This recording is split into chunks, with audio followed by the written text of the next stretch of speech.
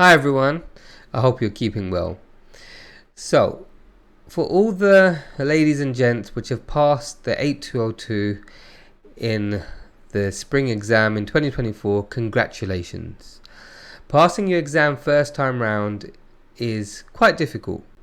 Not everybody passes on the first attempt.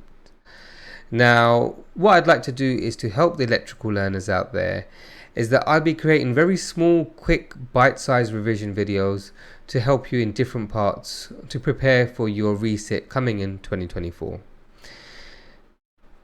Now, what we're going to look at is this first question.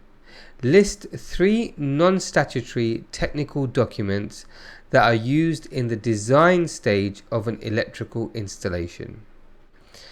When you go for your written exam in June, what I'd like you all to do is take your time to read the question.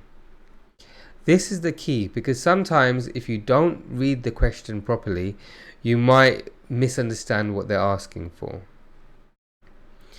Now what I've done here, courtesy of Amazon, is that I've taken the images to the text. So you'll be able to put what the books look like in reference to what it's called.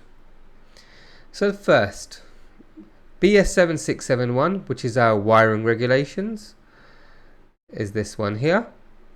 This is our non-statutory documents. All of the documents that we're about to go through are all non-statutory. So it's best practice to follow them, but you don't have to follow them. It's not the law, so it's best practice. Second, our on-site guide. You can see the quick snapshot. It's a small condensed version of our BS 7671 wiring regulations, and like the name suggests, it's a quick snapshot that we can take if you're working out on site carrying the wiring regulations book. It could easily get damaged and it's quite heavy, whereas the on-site guide will give you quick snippets into the information that you need, so it's quick and easy. Our 3 is the guidance notes. There are a range of different guidance notes applicable to electrical installations. Now, depending on which one that we're going to be referring to, will have different information. So most commonly now, in your 8202 level 3, you've been going through guidance note 3 to help you with your synoptic task 2 and task 3 for the inspection and testing elements. However, we have a range. We have guidance note 2, which is regarding isolation and switching, guidance note 5, which is about protection against electric shock, and guidance note 8, which is regarding earthing and bonding. So these are a few of the different guidance notes available to yourselves. And last but not least, the manufacturer's technical documents.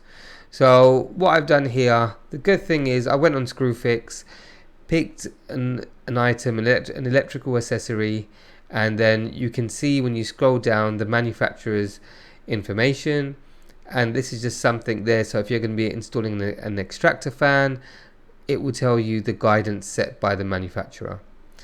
Now again guys, these are all non-statutory documents because they're best practice to follow them to give you the guidance that you need, but it's not a requirement by law. And so when we look at the statutory documents or pieces of statutory information, it'll be looking at the Health and Safety at Work Act, which we all must follow, and the Electricity at Work regulations, which is statutory. So that's the main difference between the two. So keeping it short and sweet, I hope this helps you guys. So there'll be a range of different videos, just quick snippets to help you revise for your 8202 exam back in June 2024. Wishing you all the best guys. Thank you for watching.